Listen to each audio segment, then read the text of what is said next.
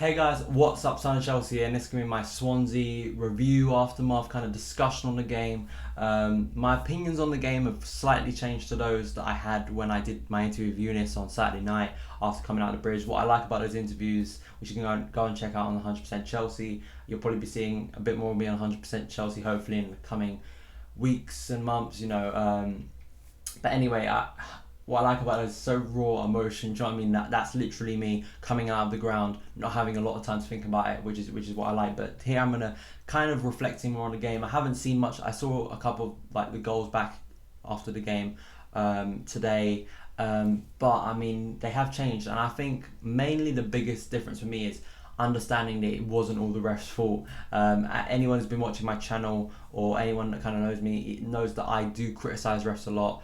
But I don't think he is the main reason we drew that game on Saturday. I think one of the biggest problems was our defence and lack of clear-cut chances. Really, other than the two goals, did we create much? Not really. It was extended possession, just sideways, really. And most players played poor. I'll start off with the defence, but just before I do that, I just want to give credit to Swansea because I feel in that interview I didn't give enough credit to them. They really came with a game plan to Stamford Bridge. They really did a good job. For me, they're going to be a top 10 side. I gave them credit before, but I'll give them even more credit now. Gomez looks like a brilliant striker. He looks better than he did last season, and they've really got a good side there. No danger of going down. I don't know why anyone would suggest that. I think they're going to do really well this season and may even have a cup run or so. So Gary Monk's done a really good job there. So they definitely deserve the point. You can't deny that on the balance of play. They created more than us. Scored 2 goals. The first one, that Montero on that left wing, did a real good job. Just credit to them. But going into defence, just the fact that we just weren't good and looked exactly like we did in pre-season. Shaky at the back, giving way too much space. Ivanovic has been definitely the one to take the brunt of all the criticism, and I have to admit he probably does deserve it because Montero destroyed him. As I said in my interview, that's the title of my interview on Saturday. I think he absolutely done him on that left wing, and Ivanovic was coming in too narrow with the defence, didn't go out to close him down, just letting him get past him all day, and then Routledge came on and got past him as well. So Ivanovic had a really bad day. But I want to say, just the criticism of Ivanovic for me has been way out of order. All this hashtag get Ivanovic out, all that crap, all that nonsense. And I was speaking to someone on Twitter last night. I was like, these people probably, being Stamford Bridge, hearing what people say, it isn't the extremes of that is not what the people that go to Stamford Bridge feel like, at least in my opinion. The majority of them, they aren't that fickle. They don't change their opinions week by week. Ivanovic is a damn good defender. He's done so much for Chelsea. He gives so much to the team. He had a bad day on Saturday. I can't understand why people criticise him and the different things that he can do wrong at his pace and stuff like that. But to be in Team of the Year, to consistently be Chelsea's right back, proves that he is a good player. And to me, I ain't going to turn my back on him just because of one bad performance. I think it's way too early to do that. If he has a terrible season or he has terrible 5 or 6 weeks, then we can have that discussion. But right now, he's still Chelsea's right back. I still believe he can still do a job at that position. I still believe he is crucial in our team. And also he's vice captain, so there's a reason for that, and how well he's done at Chelsea to implement himself in there and become just a Chelsea player that he puts his body on the line. And I want players that do that, and Ivanovic is certainly one of them. Moving on from that, of course, just shaky at the back all round. The amount of chances Swansea got was shocking. Just the clear-cut chances they had, and then the lack of ones we made. I think one of the only positives to come out of Saturday, other than Oscar's performance in that first half, was I think Diego's fitness.